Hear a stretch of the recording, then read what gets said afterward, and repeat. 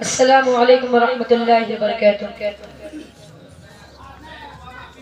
اعوذ باللہ من الشیطان الرجیم، بسم اللہ الرحمن الرحیم۔ الحمد للہ الذی ابدع الافلاک والارضین، والصلاة والسلام على ما كان نبيا وآدم وعلى آله وأصحابه أجمعين، أما بعد فأعوذ بالله من الشيطان الرجيم، بسم الله الرحمن الرحيم۔ الرجال قوامون على النساء، صدق اللہ العظیم۔ بیٹے کا جنم ہو تو یہ کہتے ہیں فخر سے، بیٹے کا جنم ہو تو یہ کہتے ہیں فخر سے، 1 لاکھ کا ٹکٹ ہے یہ بچہ جہیز کا۔ یورپ کے جو تھے اہل دل اہل زر، دیتے تھے بیٹی کو موٹر خرید کر۔ یورپ کے جو تھے اہل دل اہل زر، دیتے تھے بیٹی کو موٹر خرید کر۔ ہندوستان کی شان عمارت تو دیکھیے، دیتا ہے باپ بیٹی کو شوہر خرید کر۔ معزز سامعین کرام، آج جو حالات ہمارے سامنے آ رہی ہے اور جو ہمارے معاشرے کی ڈھکی تصویر ہمارے سامنے آ رہی ہے، اسے دیکھ دیکھ کر پڑھ پڑھ کر ہمارے دلوں میں غم و الم کا ایک طوفان اٹھ رہا ہے کہ اے میرے مولا، ہم انسانیت کے چمن میں ہیں یا درندوں کے کسی جنگل میں زندگی بسر کر رہے ہیں؟ ہمارا ایک ایک گھنٹہ، ایک ایک لمحہ انسانیت کے ساتھ زندگی گزارنا مشکل ہو گیا ہے۔ سمجھ میں نہیں آتا ہے کہ یہ انسان کے شکل میں درندے کہاں سے آ گئے ہیں جنہوں نے شیطان کو بھی شرمندہ کر دیا۔ آج ہم لوگ روزانہ اخبارات پڑھتے ہیں کہ آج کہیں معصوم لڑکی کو زندہ جلا دیا گیا، آج فلاں مقام پر ایک نوجوان نے اپنے نئی نویلی دلہن کو جلا دیا۔ ان جلتی ہوئی تصویر کو ہم دیکھتے ہیں، ان رپورٹوں کو ہم پڑھتے ہیں تو دل یہ پوچھتا ہے کیا ظلم تھا ان کا، کیا پاپ تھے ان کے، کس ظلم کے بدلے ایک معصوم لڑکی کو زندہ جلا دیا گیا۔ اور جب کسی معصوم بیٹی پر پیٹرول چھڑک کر آگ لگا دیتے ہو تو تمہارے دل میں یہ سوال نہیں اٹھتا کہ اس معصوم سے نازک سی زندگی نے کیا ظلم کیا تھا؟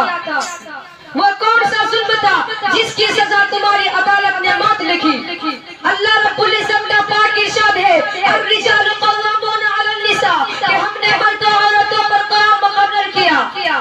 اللہ رب العزت نے اس آیت کے ذریعے مردوں کی اس کی حیثیت، اس کی شخصیت اور اس کی اوقات مردوں اور عورتوں پر واضح فرمایا کہ تمہاری حیثیت کیا ہے۔ تمہاری حیثیت یہ ہے کہ تم محنت سے کمائی کر کے حلال رزق کے ذریعے تم اپنے بیوی کے نان و نفع اور بچوں کی پرورش کرنا ہر مردوں پر لازم ہے۔ کمانا بیوی پر لازم نہیں ہے، شوہر کو دولت دینا یہ بیوی کی ذمہ داری نہیں ہے۔ پیسہ کمانا، بازاروں میں جانا، فیکٹریوں کو چلانا، دکانوں پہ بیٹھنا یہ عورت کی ذمہ داری نہیں ہے بلکہ مردوں کی ہے۔ تم کام کو سنبھالتی رہو، عورتیں تمہارے گھر کو سنبھالتی رہے گی۔ تم زمانے سے لڑتے رہو، عورتیں تمہارے گھر کو جنت کا نمونہ بناتے رہے گی۔ میرے محترم بزرگوں اور ہمارے وطن کے شریک بھائیوں، فرمایا جو لڑکا شادی کرتا ہے اس پر لازم ہے کہ جس گھر سے اپنے بیوی کو لا رہا ہے اس گھر کے ماں باپ کے غمگین اور دکھتے ہوئے دل کو کچھ سہارا دے کر آئے، پیسہ دے کر آئے، دولت دے کر آئے۔ جناب رسول اللہ صلی اللہ علیہ وسلم نے ارشاد فرمایا، مہر کا ادا کرنا تم پر واجب ہے، بغیر مہر کے نکاح نہیں ہوتا۔ لیکن آج کے ٹاپود و فقیر ایسے ہیں جو جہیز کے نام پر بھیک مانگ رہے ہیں، جو جہیز کے نام پر بھیک مانگ رہے ہیں اور بیٹی کے باپ سے یہ مطالبہ کرتے ہیں کہ ہم تمہارے گھر کے بھکاری ہیں، ہم تمہارے گھر کے کتے اس وقت ملیں گے جب تم ہمیں خرید لو گے۔ کہا ٹھیک ہے جناب، آپ ہماری بیٹی کے غلام بن جائے۔ جواب دیا ہاں ہاں بن جائیں گے۔ پوچھا کیا چارج ہے آپ کے؟ کہا ایم اے فل ہوں، بس 15,000 میں کام چل جائے گا۔ کہا گریجویٹ ہوں، بس 15,000 میں کام چل جائے گا۔ پوچھا آپ کی فیس کیا ہے جناب؟ کہا ایم اے فل ہوں، اس لیے 1 لاکھ روپیہ چاہیے۔ یعنی آج کے فقیروں کے الگ الگ لسٹ بنے ہوئے ہیں۔ یہ 10,000 کے فقیر ہے، یہ 15,000 کے فقیر ہے، یہ ماڈرن فقیر ہے، یہ دیہاتی فقیر ہے، یہ تو انٹرنیشنل بھکاری ہے جو جہیز کے نام پر بھیک مانگ رہے ہیں۔ مثال کے طور پر آپ دیہات میں وہاں آپ کو ایک فقیر ملے گا اور کہے گا السلام علیکم بھائی صاحب، اللہ کے نام پر کچھ دے دو. آپ اس فقیر کو 10 پیسے نکال کر دیں گے تو وہ فقیر خوشی سے دعا دے کر چلا جائے گا اور کہے گا آنا ہے سخی ہے، انہیں نے مجھے 10 پیسہ روپیہ دیا.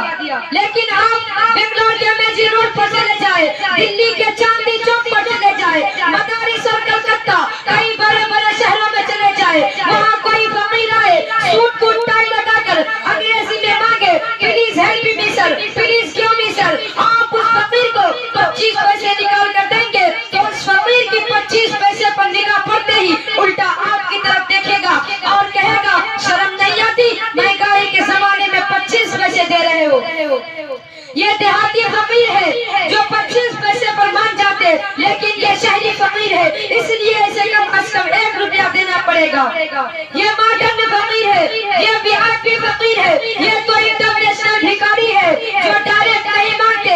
انہوں نے مانگنے کے لیے الگ سے رکھا ہے کہ ہم اتنی بھیک دلائیں گے، ہمیں اتنا کمیشن چاہیے. لیکن سنو اے کمیشن کھانے والوں، لعنت ہو ان پر کہ کسی بیٹی کو اجاڑ کر لے جانے سے بہتر ہے کہ تم کسی کے دروازے پر بیٹھ جاؤ، تمہیں صبح شام تک بھیک مل ہی جائے گی. مگر خدا کے واسطے کسی کے اوپر ظلم مت ڈھاؤ، کسی کے گھر کو برباد مت کرو. اسی بات میں اپنے تقریر کو ختم کرتا ہوں کہ اپنوں کے ستم ہم سے بتائے نہیں جاتے، اپنوں کے ستم ہم سے بتائے نہیں جاتے.